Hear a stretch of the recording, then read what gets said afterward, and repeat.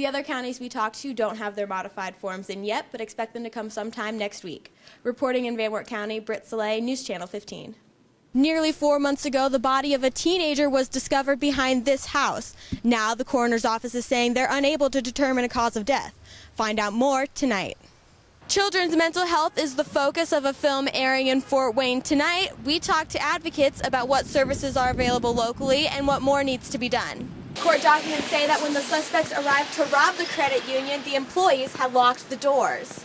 As city leaders continue to discuss possible riverfront development in downtown Fort Wayne, the rescue mission is exploring a change of venue.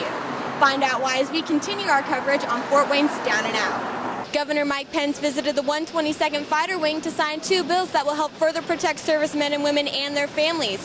Hear from Pence and the 122nd tonight. It was a beautiful 2006 Uplander until whoever it was did that to it last night.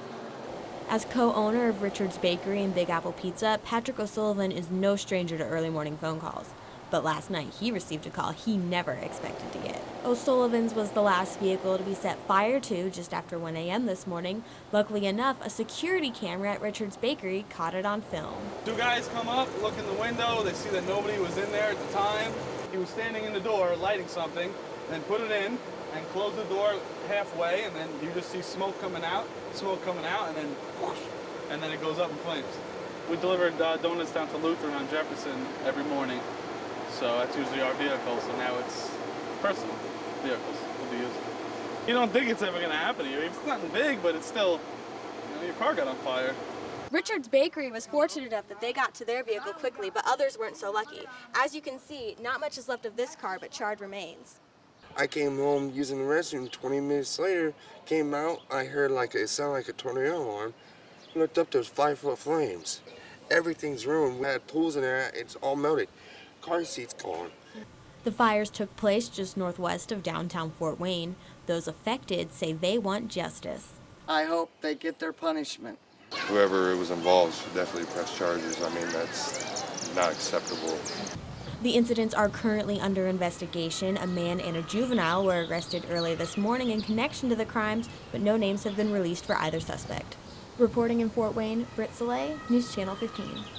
But if that was the day that I came to be here to bank, and yeah, that's scary. That's a scary thought.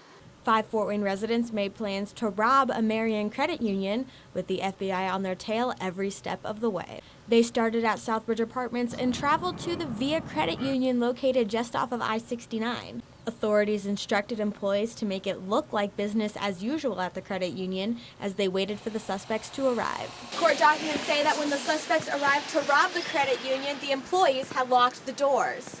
The suspects were immediately pulled over after leaving the credit union. Police reported masks, zip ties, and a loaded semi-automatic gun in the vehicle. This is just another example of a successful joint investigation involving federal, state, and local law enforcement. And it should serve as a message to anyone considering robbing a financial institution that law enforcement in northeastern Indiana will devote significant resources to prevent and solve these serious crimes.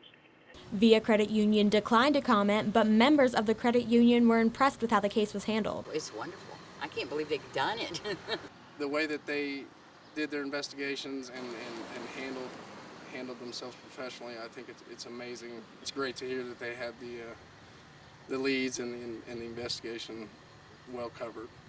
The FBI has not released how long they were working on the case or whether the suspects have been involved in any other crimes. In Marion, Britt Salay, News Channel 15.